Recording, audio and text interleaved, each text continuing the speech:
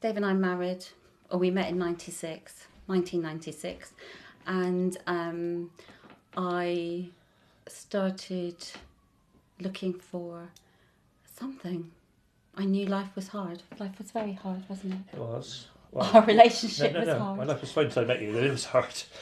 Life was challenging, very challenging, and I didn't have any faith at all. And although I'd been to a church school, and then I started going to Alpha in 2001, and it changed my life. I just knew that I wanted what I saw in other people on that Alpha course, and I decided I had to have faith, and accepting faith changed my life. And I came home and I said to Dave,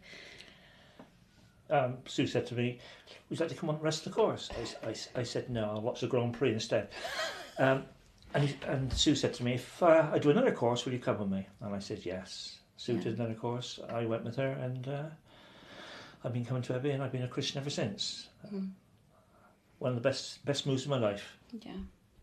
Life wasn't easy for us too, at all. I think if we hadn't become Christians, we would have divorced. That's honesty. That's the truth. When we started TGI in 2007, it was because we really wanted to reach children in the community, and we wanted them to come to know Jesus. When it was first started, Sue told me she only had one person that wanted to do it. And I said to her, if we only get one person and we change their life, and they come to know God, it's worth doing. Yeah. And the first meeting we had, I believe there were 96 children. Was it 96? I can't remember now. It was a lot. There were a lot of children. But it was funny as well, because David is such a comedian that I didn't trust him very much. So I said, Dave, there's only room. You'll have to be on the door. You just be on the door, because I didn't really feel that he could. Yeah, you stay on the door, Dave. And then I can remember him standing on the door, and he would just be talking to the families and the children and the adults, and he was just bringing them all in. Yeah. And he would say to them, come in. And they said, oh no, I can't come in, I'm not good enough. And he said, look, I'm not good enough, but I'm in. Well, for years Sue has mentioned it, we ought to foster. We've talked about it vaguely, but my son Toby was totally anti, and other kids were as well, so we didn't do it till they'd left home. But Toby subsequently, or I've spoken to Toby about this, I said, if when your mother left, and she left him when he was 5, I said, if I hadn't been around, or I couldn't have coped with you, you'd have been in the position that these children are now, that we look after. And he obviously grudgingly agreed that could have been the situation. So they've seen a change in us, and we know we prayed about this for a long time, for a lot of years actually, wasn't it? So over the years, and we felt that we were doing it at the right time. Sue thought we were going to do it and it would be too late, but I feel it's the right time to do it. Because God's timing is perfect. I think this started for me when my eldest son was in his late teens, and I used to see lots of troubled children, really troubled.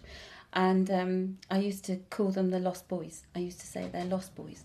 And could we perhaps keep some in the annex? Because we had an annex or an office, Dave's office at the back of the garage. And it was like, no, but I did feel bad because we had all this space in our home. And now we are fostering, and we're fostering. It's funny because we've been on a journey. We thought because we've got a big house, we thought we would have siblings, because you can't always find people to take sibling groups. But we haven't taken siblings. We've gone through the route of mums and babies. We've had 2 mums and babies, and now we're fostering teenage boys, and they are lost boys, and it is very challenging. Yeah. With TGI, what we used to see is children who were really struggling, and we had an experience where a family, actually one of their children did go into care, and there was a huge difference, and that was something else that made us think, yes, we really do think there is a place. Sometimes there has to be foster carers. There has to be people that are willing to step in when other things go wrong.